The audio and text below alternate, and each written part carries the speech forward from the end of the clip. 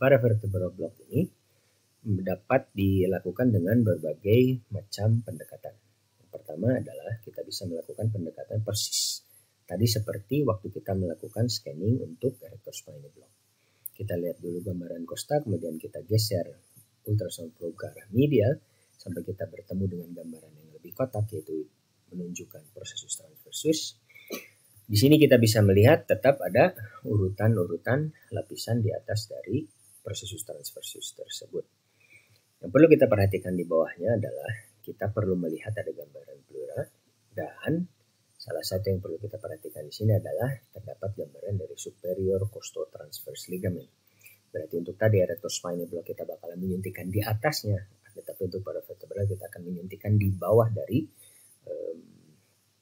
prosesus transversus. Yang perlu diperhatikan di sini adalah ada gambaran dari pleura dan ada gambaran dari superior costotransverse ligament. Caranya adalah kita akan menyuntikkan atau memasukkan jarum asal kita bisa melewati superior costotransverse ligament. Kita memberikan lokal anestetik dan lokal anestetik akan mendorong pleura ke arah bawah. Ini merupakan suatu jenis blok paravertebral yang bisa menyebabkan anestesi atau bisa menyebabkan analgetik. Pada gambar ultrasound ini dapat kita apresiasi dua gambaran dari prosesus transversus. Dan kita bisa lihat di sini bahwa di bawah dari prosesus transversus ini terdapat ligamen yang perlu kita tembus ketika kita melakukan paravertebral block, dan di bawah ada gambaran pleura. Jelas bahwa di bawah dari superior costotransverse ligament ini terdapat ruangan dari paravertebral. Jarum akan melewati dari ligamen tersebut, dan ketika dilakukan penyuntikan maka pleura akan terdorong ke arah bawah. Pendekatan lain untuk paravertebral block dapat dilaksanakan dengan posisi probe yang dalam keadaan mendatar. Ketika posisi probe dalam keadaan mendatar, maka kita dapat mengapresiasi ada beberapa gambaran yang dapat kita lihat di sini. Salah satunya adalah kosta yang merupakan gambaran warna putih yang terlihat tidak bergerak, dan kita bakalan melihat atau kita juga ingin melihat di situ adalah spinous process dan transverse process. Kita dapat ubah letak dari probe kita mengikuti dari sudut pada tulang rusuk. Kemudian kita akan scanning ke daerah bawah atau ke daerah atas dari kosta sehingga kita akan bertemu lapisan pleura.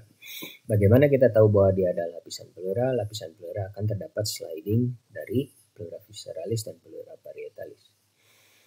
Setelah kita mendapatkan gambaran tersebut, kita bakal mengapresiasi di sebelah dari transverse process itu akan terdapat ligamen yang tadi kita sudah bahas, yaitu ligamen ini yang akan membatasi daerah dari paravertebral. Ketika kita akan menembus ligamen tersebut, maka kita akan masuk ke daerah paravertebral. Dan ketika dilakukan penyuntikan lokal anestetik, maka di sini kita akan melihat bahwa pleura akan terdorong ke arah bawah. Dari gambaran ultrasound kita bakal melihat di sini bahwa ini adalah kosta, dia tidak bergerak, gambaran suatu garis putih yang tidak bergerak, dan kita akan melakukan perpindahan dari ultrasound probe sehingga kita bisa melihat gambaran dari pleura. Di sini kita bisa melihat bahwa terdapat pleura yang bergerak ketika pasien melakukan inspirasi dan ekspirasi. Di sebelah medial dari gambaran ultrasonografi terlihat ada gambaran tulang, yaitu adalah transverse process. Kemudian dan di sini kita bisa melihat ada superior costotransverse ligament. Maka di bawah dari superior costotransverse ligament ini adalah ruang paravertebral. Ketika kita melakukan penyuntikan masuk ke ruang paravertebral, kita memasukkan lokal anestetik, maka kita akan bisa melihat pleura akan terdorong ke arah bawah. Blok yang terakhir yang akan kita bahas pada pertemuan kali ini adalah thoracolumbar interfascia plane block. Agar mudah kita akan memanggil blok ini menjadi TILIP. Blok ini akan dapat memberikan analgetik di daerah lumbar. Tadi dua blok yang tadi kita bisa lakukan di daerah torasik, dan lebih mudah untuk di daerah torasik kita melakukannya supaya kita bisa mengetahui atau kita memberikan analgetik dari mulai daerah torasik sampai ke daerah abdominal dari pendekatan daerah vertebra, maka kita akan share salah satu blok yaitu tilip. Di daerah lumbar ini kita bakalan bisa melihat bahwa banyak sekali nerve root yang keluar sesuai dengan jaras atau sesuai dengan ketinggian dari vertebra di daerah lumbar. Hal ini yang perlu kita ketahui adalah di sini juga akan terbungkus oleh beberapa lapisan otot. Ada 3 jenis otot yang perlu kita perhatikan di daerah blok tilip ini. Satu adalah multifidus, yang kedua adalah longissimus thoracic, yang ketiga adalah iliocostalis. Bagaimana sebetulnya gambaran dari ketiga otot tersebut ketika kita melakukan ultrasonografi? Secara skematik, saya bisa gambarkan di sini ketika kita menempatkan ultrasound probe di daerah lumbar, maka yang ingin kita lihat adalah gambaran dari superior process dan transverse process.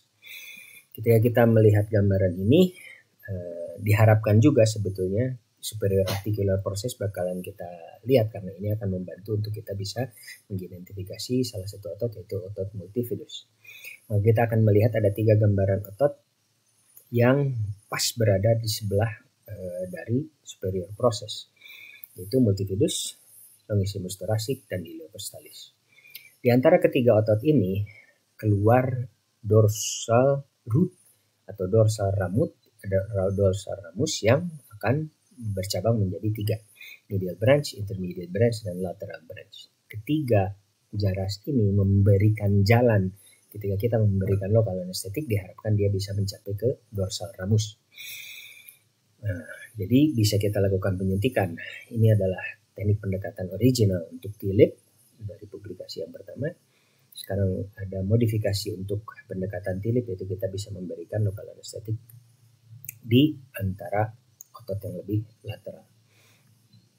Bagaimana gambaran ultrasonografinya? Ingat tadi bahwa kita perlu mengidentifikasi ketiga otot. Bagaimana cara mengidentifikasi ketiga otot? Kita bisa lihat di sini bahwa gambaran dari multifidus ini sangat dapat kita apresiasi ketika kita bisa melihat superior process atau spinous process maksud saya, dan juga superior articular process. Di sini dapat kita lihat bahwa ini adalah gambaran dari otot multifidus. Multifidus ini mudah sekali untuk bisa kita identifikasi ketika kita melihat superior articular process. Tarik garis ke arah